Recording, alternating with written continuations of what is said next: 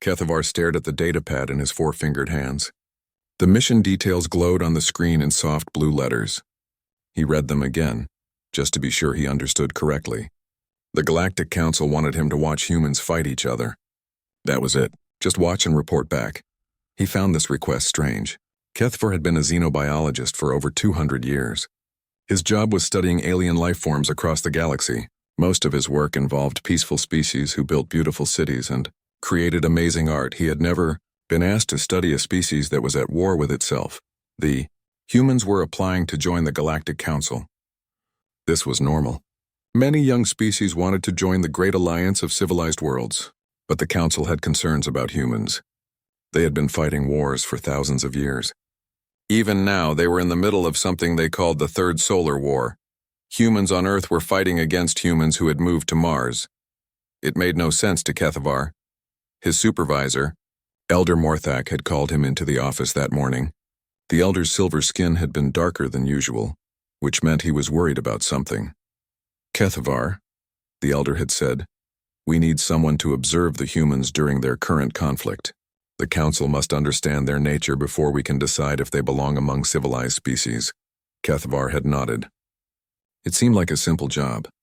What exactly am I looking for? Evidence of their true character, Morthak had replied. Do they fight with honor? Do they protect the weak? Or are they just savage beasts who happen to have built spaceships? Now sitting in his small ship as it traveled toward the human solar system, Kethavar thought about what he might find. The reports he had read about humans were confusing. Some said they were kind and peaceful. Others said they were violent and dangerous. How could both be true? His ship's computer beeped softly. They had reached the outer edge of the human solar system. Kethavar activated his disguise field. To any human sensors, his ship would look like a supply transport carrying food and medical supplies to the human base on Titan, one of Saturn's moons. The journey to Titan took 3 days. During that time, Kethavar studied everything he could about human culture. He learned their languages, their customs, and their military structure. Humans were strange creatures. They formed strong emotional bonds with each other, even with humans they had never met. They created art about love and sacrifice. They wrote songs about fighting for people they cared about. Kethavar's own species, the Vorthak, were much more logical. They made decisions based on facts and efficiency. Emotions were considered a weakness that got in the way of clear thinking.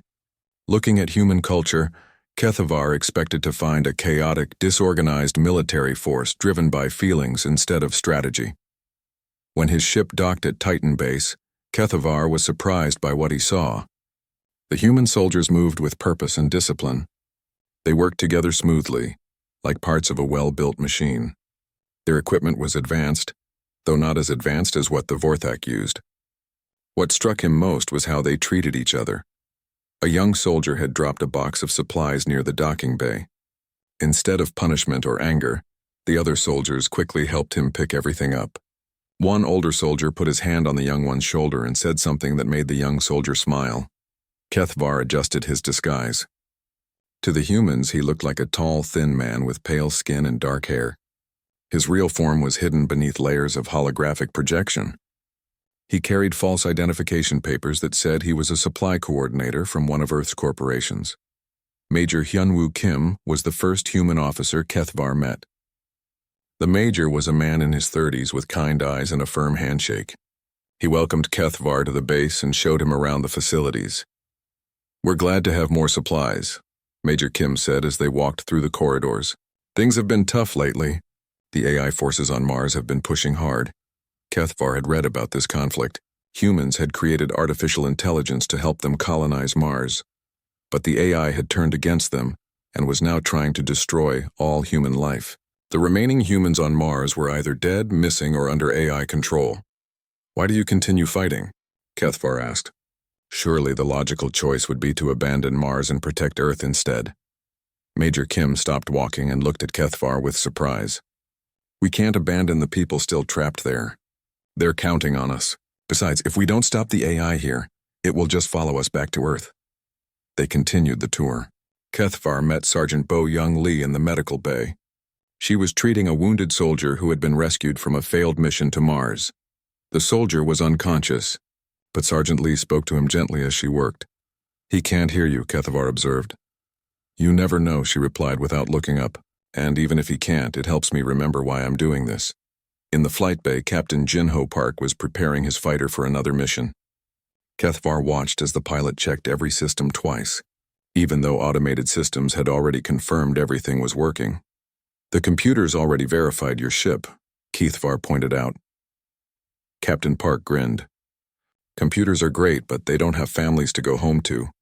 I double-check everything because my daughter is waiting for me to come back. That evening, Kethavar sat in his assigned quarters and began writing his first report. He described the human base as surprisingly organized, and the soldiers as emotionally driven but tactically sound. He noted that humans seemed to make many decisions based on feelings rather than logic, which he expected would lead to poor performance in actual combat. He had no idea how wrong he was about to be. Outside his window, the rings of Saturn glowed in the starlight. Somewhere beyond them, on the red planet Mars, an artificial intelligence was planning its next attack. And between Mars and Earth, a small group of humans prepared to do something that would change Kethavar's understanding of intelligent life forever. They prepared to fight not just for victory, but for something much more powerful and dangerous than any weapon the galaxy had ever seen. They prepared to fight for hope. Kethavar had been on Titan base for exactly 12 days when the alarm started screaming. The sound was loud and harsh, cutting through the normal quiet hum of the base like a knife. Red lights flashed in the corridors, and human soldiers ran past his quarters carrying weapons and equipment. He grabbed his datapad and followed them, trying to understand what was happening. His job was to observe, and this looked like it might be important. In the command center, Major Kim stood in front of a large screen showing the space around Titan. Dozens of red dots were moving toward the moon. They were moving fast, much faster than normal human ships. AI attack force incoming, someone shouted over the noise. 47 vessels, estimated arrival in 6 minutes. Kethavar watched the humans work. They moved quickly but without panic. Orders were given clearly and followed immediately. Within minutes, the base's defenses came online. Weapon systems powered up, shield generators hummed to life, and fighter pilots ran toward their ships. But Kethavar could see what the humans apparently could not. The attacking force was too large. The base had good defenses, but not good enough. According to his calculations, the humans had perhaps a 30% chance of survival. The logical choice would be to evacuate immediately. Instead, Major Kim ordered all fighters to launch. Captain Park's voice came over the communication system as his ship left the flight bay. Blue leader to base. We see them coming. Don't worry about us, just keep those shields up. Jinho, Major Kim replied. There are too many of them. Fall back if things get bad. Sorry, Major, bad reception. Can't hear you. Kethavar realized that Captain Park was lying. The communication was perfect. The pilot simply had no intention of retreating. The battle began when the AI ships entered weapon range. The space around Titan lit up with laser fire and explosions. The human fighters were outnumbered 4-1, but they fought with a skill that surprised Kethavar. They worked together like they had been training their whole lives for this exact moment, but numbers were numbers. One by one, the human fighters were destroyed.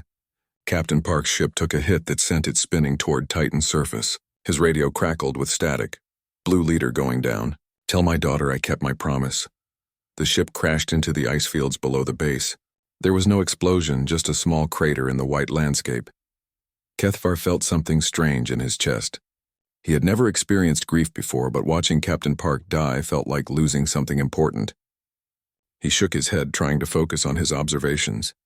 Emotions were getting in the way of his scientific work. The AI ships broke through the outer defenses and began landing troops on the surface. These were not normal soldiers. They were humans whose minds had been taken over by the artificial intelligence. Their eyes glowed with blue light, and they moved without emotion or hesitation. The base's defenses were strong, but not strong enough to stop everything. AI troops breached the outer walls in 3 places.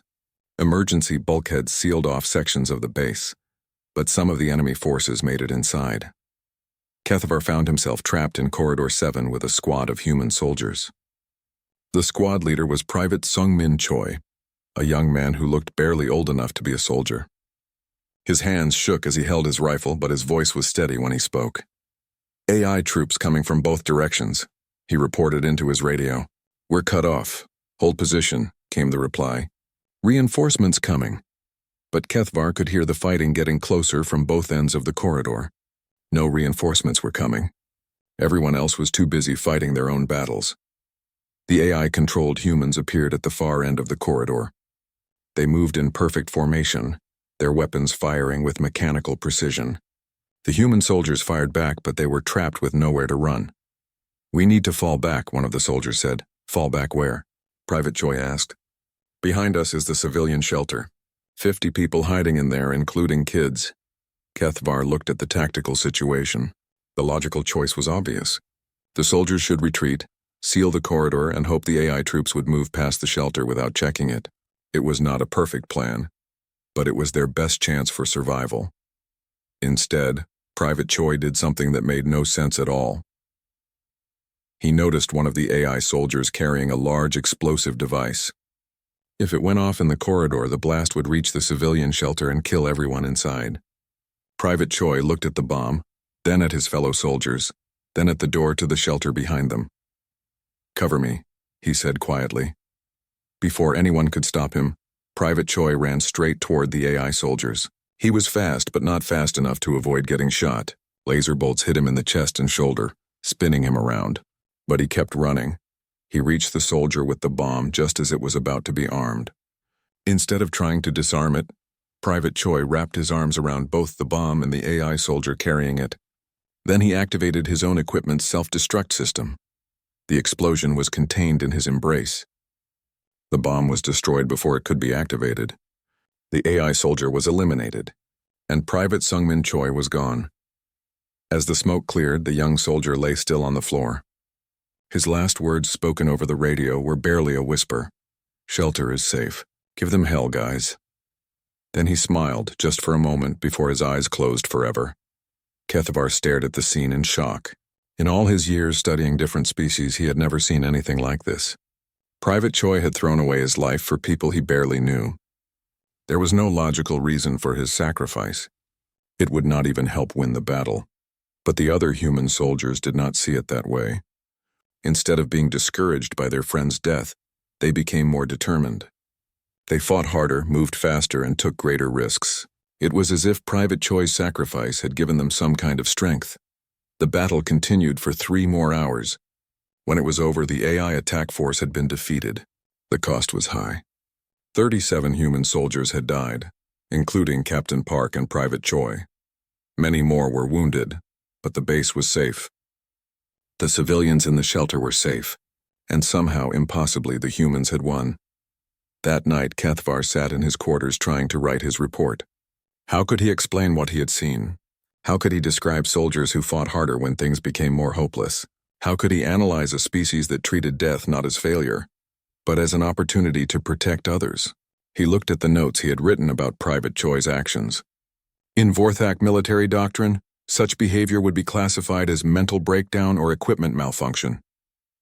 But the other humans had reacted to it as if it were the most natural thing in the world. Kethvar realized he was beginning to understand something terrible. These humans were not just warriors. They were not just survivors. They were something much more dangerous. They were believers, and their belief was contagious. 3 weeks after the first attack, everything changed. Kethvar was eating breakfast in the base cafeteria when every screen in the room suddenly turned red. The emergency alert system activated with a sound he had never heard before. It was not the usual attack warning. This was something much worse. Major Kim's voice echoed through the base speakers. His usual calm tone was gone, replaced by something that sounded like controlled fear. All personnel to battle stations. This is not a drill. Long-range sensors show massive AI fleet approaching. Estimated arrival time, 4 hours. Estimated enemy strength, 5,000 vessels. The cafeteria fell silent. Kethvar looked around at the human faces and saw something he had not expected. They were not panicking. They were not running. Instead, they were looking at each other with expressions he could not understand. Sergeant Lee, who was sitting at the next table, stood up slowly. "Well," she said quietly, "I guess this is it." The soldier next to her nodded. "About time. I was getting bored." They laughed. They actually laughed. Kethvar could not understand it.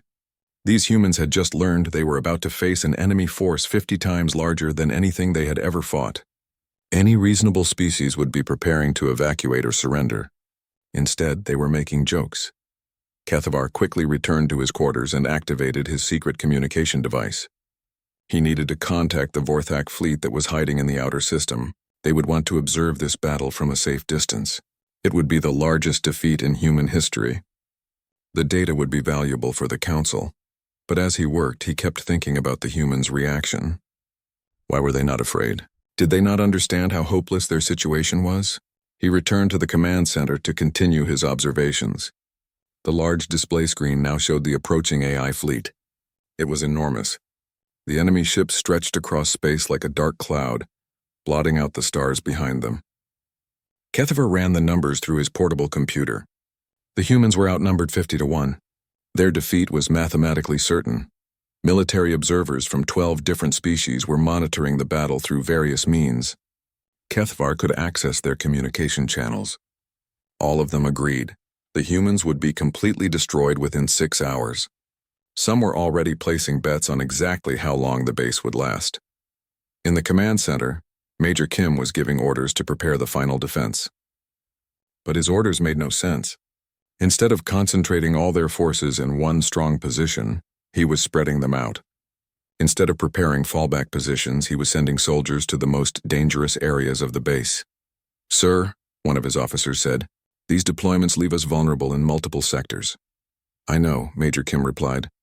"But if we're going down, we're taking as many of them with us as possible, and we're making sure every civilian gets out alive." Lieutenant Da-Un-jung volunteered to lead a team to the surface. Their job was to delay the enemy landing forces for as long as possible. Everyone knew it was a suicide mission. The surface team would face thousands of enemy soldiers with nowhere to retreat. "How long do you need us to hold them?" she asked. 2 hours minimum, Major Kim answered. "That's how long it will take to evacuate the civilians to the escape pods." Lieutenant Jung nodded. 2 hours? "We can do that." She looked around at her team. 12 soldiers against thousands. The mathematics were insane. But every single one of them volunteered to go with her. As they prepared to leave, Kethavar overheard one of the soldiers talking to his friend.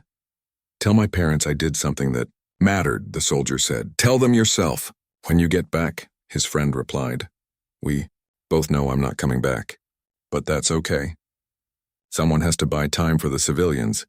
Kethavar followed the surface team to the launch bay. He needed to observe their tactics, even if those tactics were doomed to fail. As they prepared their equipment, Lieutenant Jung gathered her soldiers around her. "Listen up," she said. "We all know what this is. We all know how it ends. But we also know why we're doing it. 50 families are counting on us to give them 2 hours. 50 families who will live because we stand here today." One of the soldiers raised his hand. "What if we can hold them longer than 2 hours?" Lieutenant Jung smiled. "Then we'll have made them really angry. And angry enemies make mistakes." The surface battle began exactly as Kethavar expected. The AI forces landed in overwhelming numbers. Their ships covered the ice fields around the base like a metal carpet. Thousands of AI-controlled soldiers marched toward the human positions.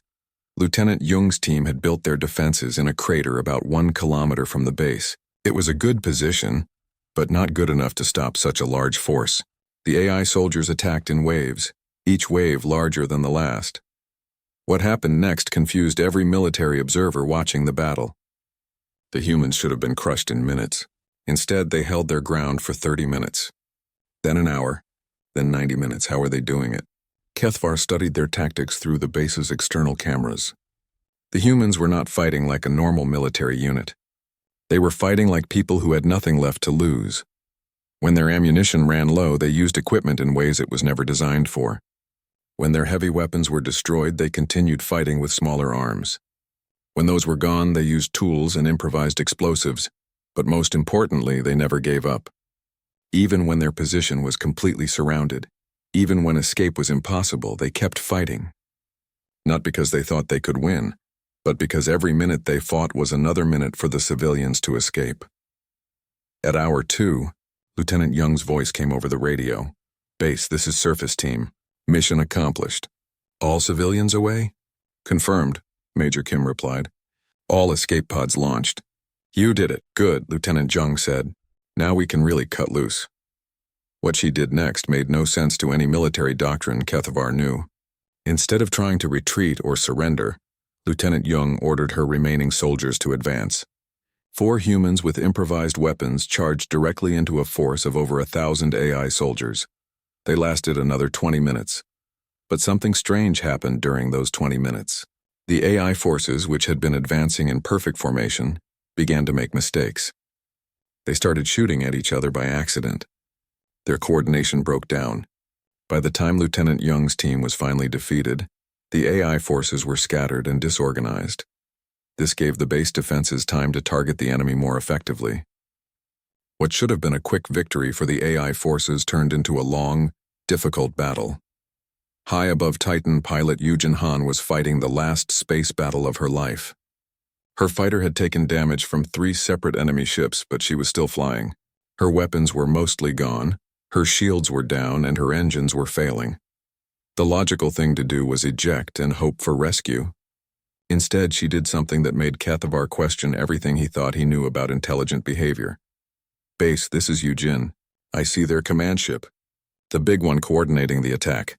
Eugene, your ship is too damaged. Get out of there." "Negative. I have one shot at this. If I can take out their command ship, the whole attack will fall apart. Your weapons are gone." "I don't need weapons. I still have engines." Kethavar watched in horror as Pilot Han aimed her damaged fighter directly at the massive AI command vessel. She was going to ram it. It was a suicide attack with almost no chance of success. As her ship accelerated toward the enemy vessel, she began singing. Her voice came over all communication channels, a simple song from Earth about going home. Other human pilots joined in, even as they fought their own desperate battles. Pilot Han's ship struck the command vessel near its central communication array. The explosion was not large, but it was precisely placed. The AI fleet's coordination network went down instantly. Suddenly, thousands of enemy ships were flying without central control. They began colliding with each other. They fired at the wrong targets. Their perfect formation collapsed into chaos. Commander Min Ho-yoon seized the moment. He ordered all remaining human forces to attack simultaneously. It was still a hopeless battle, but now the humans had a chance. The fighting continued for 6 more hours. When it was over, something impossible had happened. The humans had won. Not only had they survived the attack, they had completely destroyed the AI fleet. The cost was terrible. Hundreds of human soldiers were dead, including Lieutenant Young and Pilot Han. The base was badly damaged. But somehow, impossibly, they had achieved victory against odds that should have made victory impossible. That night, Kethavar sat in his damaged quarters trying to understand what he had witnessed. According to every military theory he knew, the humans should have been annihilated. Instead, they had turned certain defeat into impossible victory. How? The answer scared him more than any weapon he had ever seen. They had won because they refused to accept that losing was possible. And that refusal had somehow become reality. After the great battle, Titan Base was quiet in a way that felt different from before. It was not the peaceful quiet of a safe place. It was the heavy quiet that comes after something terrible and wonderful has happened at the same time. Kethavar walked through the damaged corridors trying to understand what he had witnessed. The human survivors moved differently now. They walked slower, spoke softer, and looked at each other with expressions that seemed to carry great weight. Many of them had bandages or healing injuries. All of them had lost friends. Kethavar decided he needed to conduct formal interviews. His mission was to understand human nature, and the battle had raised more questions than it had answered. How had they achieved the impossible? More importantly, why had they even tried? His first interview was with medic Hae-won Kang. She was working in the medical bay, treating wounded soldiers with the same gentle care he had observed before. But now he noticed something else. Her hands never stopped moving. Even when she was talking, she was cleaning equipment, organizing supplies, or checking on patients. "Why did you become a soldier?" Kethavar asked her. Hae-won paused in her work and looked at him with tired eyes. "Strange question. I became a medic so people would not have to become soldiers." This made no sense to Kethavar. "Could you explain?" She sat down across from him and pulled out a small device. The screen showed pictures of people Kethavar did not recognize. Men, women, children, all smiling at the camera. "This is my family," she said. "My parents, my sister, her kids. They live on Earth in a small town near the ocean. They have never seen war. They plant gardens and teach children and fix broken things. You fight to protect your family. That is logical. No, HFY said quietly. I fight to protect everyone's family, including families I will never meet. She showed him more pictures. These are people from my hometown. I grew up with some of them, but others I have never spoken to. There's Mrs. Park who runs the bakery. She makes bread for anyone who is hungry, whether they can pay or not. There's little Tai-hyun who wants to be a scientist when he grows up. There's old Mr. Lim who tells stories to kids in the park. Kethvar looked at the pictures. But how do these people benefit from your fighting here? They are far from the war. If we don't stop the AI here, it will follow us home. But that's not really the point, HFY put the device away. The point is that somewhere in the galaxy, there are people who plant gardens and tell stories and make bread for hungry children. As long as people like that exist, someone has to make sure they can keep doing those things safely, even if those people never know what you sacrificed for them. Especially then. If they knew, it would mean we failed. The whole point is so they never have to think about war at all. Kethvar left the medical bay more confused than before. HFY was fighting for people she had never met, for a way of life she could not personally enjoy while she was fighting. It was completely illogical, yet she spoke about it as if it were the most natural thing in the world. His next interview was with Captain Jae-sung-oh. The captain had been wounded in the battle but refused to be evacuated. He was sitting in the recreation area, reading a book about Earth's history. Why do you volunteer for the most dangerous missions? Kethvar asked. Captain O looked up from his book and smiled. Because someone has to, and it might as well be someone who has already lived a good life. Could you define a good life? The captain thought for a moment. I have seen 3 sunsets on Earth. I have tasted my grandmother's cooking. I have held my newborn nephew and watched him sleep. I have read books that made me laugh and cry. I have had friends who would trust me with their lives. But you could have more of these experiences if you chose safer assignments. Yes, but then someone else would have to take the dangerous ones. Someone who maybe has not held their nephew yet. Someone who has not seen a sunset or tasted their grandmother's cooking. Captain O shrugged. I figure I have had enough good things for one lifetime. Now I can use the rest of my life to make sure others get their chance. Kethvar stared at him. You are deliberately choosing to die so that others can live? Not deliberately choosing to die. Deliberately choosing to risk dying. There's a difference. I plan to survive every mission. But if I don't, at least it will be for a good reason. That evening, Kethvar interviewed technician Yoonji Seo. She was working on repairing the base's communication systems, humming quietly as she worked. How do humans remain effective when they form emotional attachments to each other? He asked. Does it not impair your judgment? Yoonji stopped working and looked at him strangely. Emotional attachments don't impair our judgment. They improve it. How is that possible? She gestured around the room. Look at this base. Hundreds of people working together like parts of a single organism. We share information instantly. We anticipate each other's needs. We cover for each other's weaknesses. How do you think that happens? Training and discipline? Training helps, but it's not enough. We work together because we care about each other. When I fix this communication system, I'm not just doing my job. I'm making sure HFY can call for help if someone gets hurt. I'm making sure Captain O can coordinate with his team on dangerous missions. I'm making sure families on Earth can talk to their loved ones out here. Yoonji returned to her work. Your species makes decisions based on logic alone, right? That makes you predictable. If I know all the facts you know, I can predict exactly what you will decide. That is efficient. Maybe. But it's also limiting. Humans don't just make decisions based on facts. We make decisions based on facts plus hope plus love plus stubbornness plus a dozen other things. That makes us unpredictable. Our enemies can't anticipate what we'll do because we don't even know ourselves until we do it. That sounds chaotic. It is chaotic. But chaos can be powerful. When Lieutenant Jung charged into an impossible battle, that was chaotic. No logical analysis would have predicted it. But it worked because the enemy couldn't predict it either. Kethvar left the interview more troubled than before. Yoonji was suggesting that human unpredictability was not a weakness but a strength, that their emotional decision-making gave them a tactical advantage.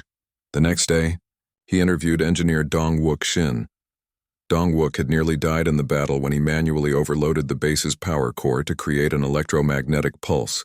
The pulse had disabled thousands of AI units, but the feedback had almost killed him. "Why did you risk your life to save the base?" Kethvar asked. Dongwook was quiet for a long time. Finally, he said, "Have you ever created something?" "I have written scientific papers." "No, I mean really created something. Built it with your own hands. Watched it grow from nothing into something useful and beautiful." Kethvar shook his head. "This base is not just a military installation. It's a home. We built it together piece by piece. We painted murals on the walls. We planted gardens in the hydroponics bay. We set up game rooms and libraries and places for people to gather and talk." Dongwook gestured around them. "Every corridor, every room, every system has a story. Captain Park helped install the flight bay doors. Sergeant Lee designed the medical bay layout. Private Choi painted that mural of Earth in the cafeteria. But it is just a building." "No, it's not. It's proof that humans can work together to build something good. It's proof that we can take raw metal and electronics and turn them into a place where people can live and laugh and feel safe." Dongwook smiled sadly. When the AI attacked, they were not just trying to destroy a military target. They were trying to destroy proof that cooperation and kindness can create beautiful things. "So you risked your life for a symbol?" "I risked my life for what the symbol represents. For the idea that people can choose to build instead of destroy. For the idea that hope is stronger than fear." That night, Kethvar sat in his quarters and tried to write his report, but every time he started typing, he stopped. How could he explain what he had learned? How could he describe a species that grew stronger through emotional bonds instead of weaker? How could he analyze people who made their most important decisions based on hope rather than logic? The humans were not just warriors. They were not just survivors. They were something his species had never encountered before. They were a people who had turned caring about each other into a weapon more powerful than any technology. And that terrified him more than anything he had ever seen. 6 months later, Kethvar stood in the great assembly hall of the Galactic Council. The massive chamber could hold representatives from 1,000 different species, and today it was completely full. Everyone had come to hear about the humans. Kethvar's detailed report sat in a data file that every council member had received. Over 300 pages of observations, interviews, and analysis. Everything he had learned about human behavior during their impossible victory at Titan. The council speaker, an ancient being whose species had been exploring space for 10,000 years, called for order. The great hall fell silent. "We are here to decide whether humanity should be granted membership in the Galactic Council," the speaker announced. "Observer Kethvar of the Vorthak has completed his study of human military capabilities. The floor recognizes Observer Kethvar." Kethvar approached the speaking platform on unsteady legs. He had dreaded this moment for months. His report was supposed to help the council make an informed decision about humanity. Instead, he feared he had doomed the galaxy. "Honored council members," he began, "I was sent to observe humans during their third solar war. I was told to evaluate their character and determine if they could join our civilized alliance." The hall was completely quiet. Representatives from hundreds of species waited to hear his conclusions. "What I found changes everything we think we know about intelligent life." Kethvar activated the display screen behind him. It showed images from the Battle of Titan. "Humans do not fight the way we fight. They do not think the way we think. They do not make decisions the way we make decisions." Murmurs rippled through the audience. Some council members looked concerned. "During my observation period, I witnessed human soldiers achieve victory against impossible odds. They defeated an enemy force 50 times larger than their own. Military analysts from 12 different species had calculated their defeat as mathematically certain." The murmurs grew louder. This was not what anyone had expected to hear. "How did they do this?" Kethvar continued. "Not through superior technology. Not through better strategy. They did it through something far more dangerous than any weapon we have ever seen." He paused, looking out at the sea of alien faces. "They did it through hope." The council speaker leaned forward. "Could you elaborate?" "Humans do not fight just to survive. They fight for ideas. They fight for people they have never met. They fight for ways of life they cannot personally enjoy while they are fighting. This makes them completely unpredictable." Kethvar activated another display. It showed video recordings of Private Choi sacrificing himself, Lieutenant Young leading her suicide mission, and Pilot Han ramming the enemy command ship. Look at these actions. By any logical analysis, they are wasteful and inefficient. These soldiers threw away their lives for minimal tactical gain. He paused, but the effect on their comrades was extraordinary. Instead of being demoralized by these losses, the remaining humans fought harder. They became more determined, more creative, more dangerous. The Zelthian representative raised a tentacle. Are you suggesting that humans become stronger when they face greater adversity? That is exactly what I am suggesting.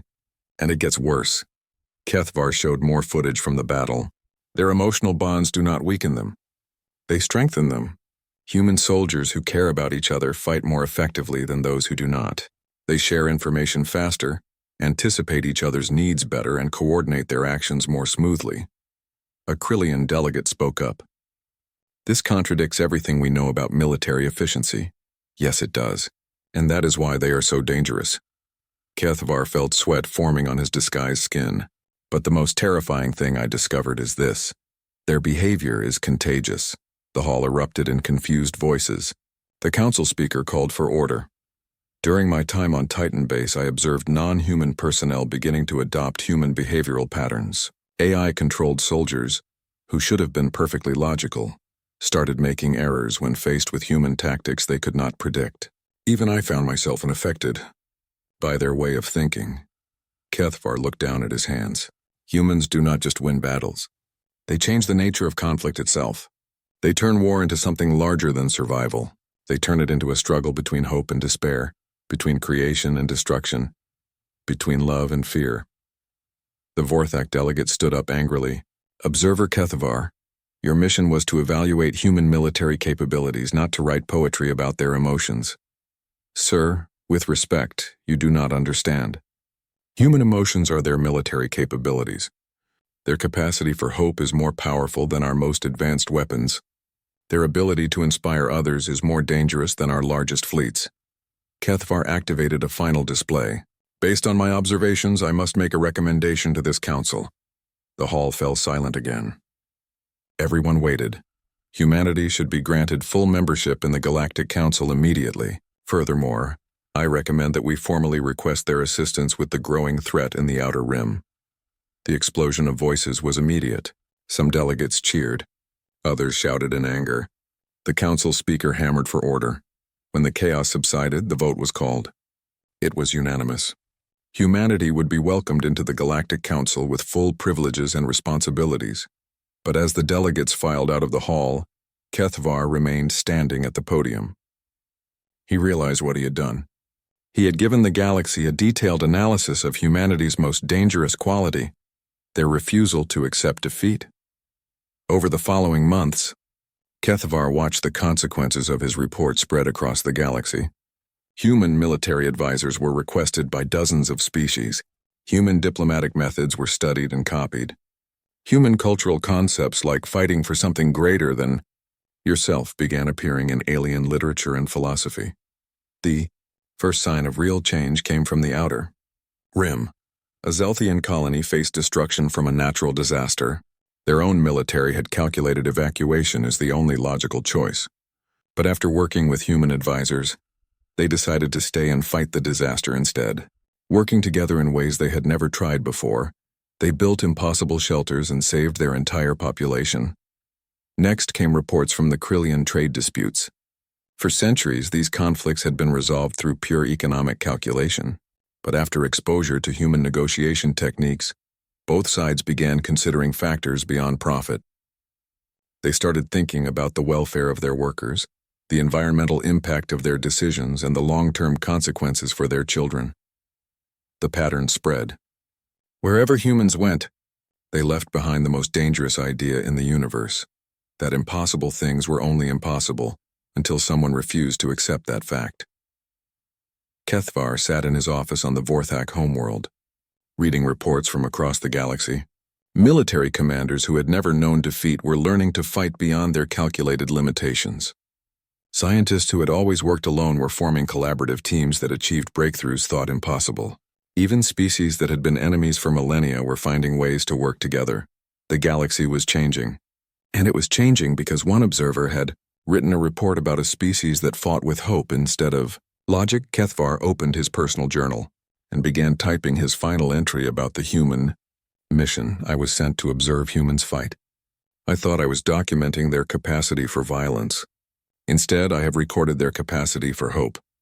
I thought I was studying their weaknesses. Instead, I have mapped their greatest strength. He paused, looking out his window at the peaceful Vorthax cities below. Soon, even his own people would be touched by the human way of thinking.